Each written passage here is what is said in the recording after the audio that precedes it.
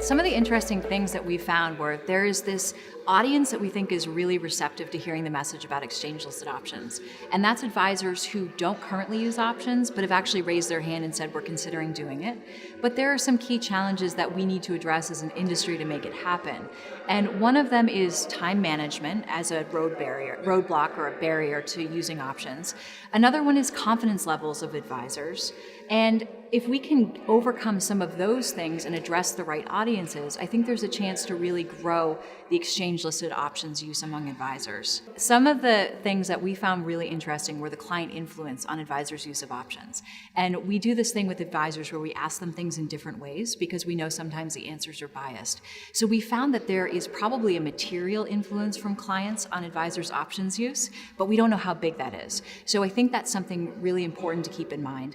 And the other thing that we realize is while advisors are generally using straightforward strategies like covered calls, long calls, and puts, there's also pockets of advisors who are using more specialized strategies. So that includes independent RIAs, it includes some of the largest advisors, and even in some cases hybrid RIAs. So advisors are demonstrating to us that there is an opportunity to expand option use beyond the plain vanilla strategies. The 25% of the survey population were advisors who had used options in the past and stopped at some point. And the overwhelming response was time management. They need to be able to run other parts of their business as well. And so I think that's where the technology piece can start to fit in. That's a big thing. The other thing is advisors want to feel confident about what they're doing with clients. They need to be able to explain what they're doing to clients in order to implement strategies. So that 40% of advisors not using options told us that they wouldn't feel confident talking to their clients about it. That's a big barrier that we need to overcome.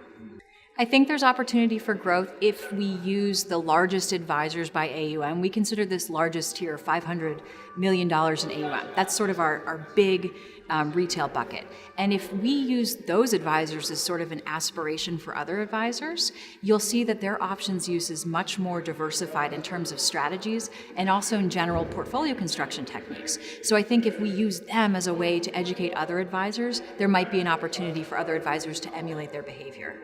You know, in any business, you want to look to the most successful people to try and figure out what you can do better to grow your business. And I think that's a piece. And we also see that the advisors using options are planning to grow their use by 30% over the next 3 years. So it's not a huge number, but it's still, the growth is there as an indication.